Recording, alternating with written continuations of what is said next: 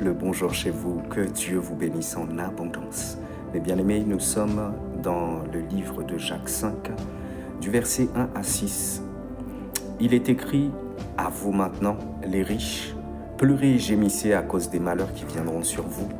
Vos richesses sont pourries et vos vêtements sont rongés par les mythes.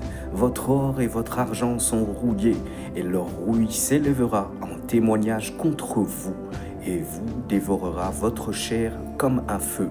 Vous avez amassé des trésors dans les derniers jours, le salaire des ouvriers qui ont moissonné vos champs et dont vous les avez frustrés.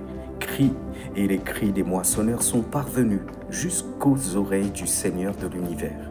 Vous avez vécu sur la terre dans les plaisirs et dans le luxe.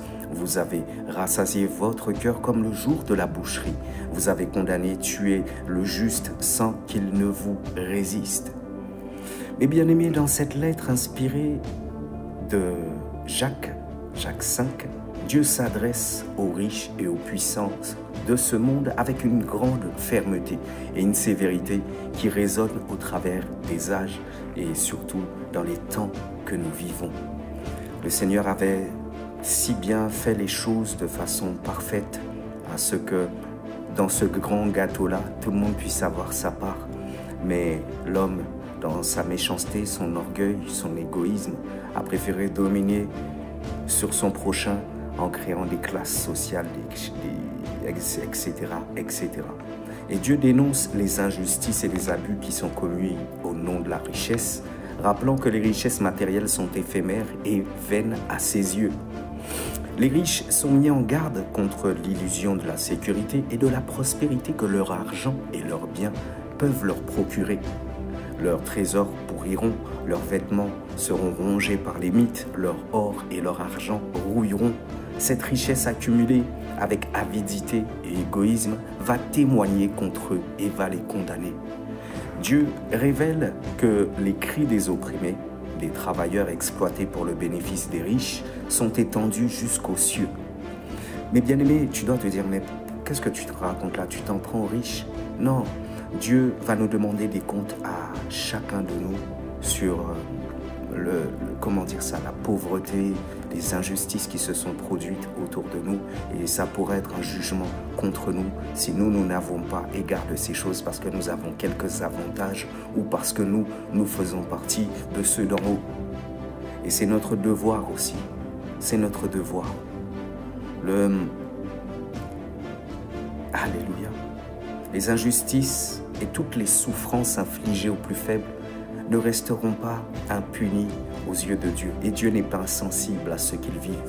Les riches sont invités, sont sommés de pleurer, de gémir pour leurs actions, de se repentir et de changer leur voie avant qu'il ne soit trop tard. Parce que oui, ils vont connaître la justice, le jugement de Dieu et la colère de Dieu pour ceux qui s'endurcissent, qui vont s'endurcir encore.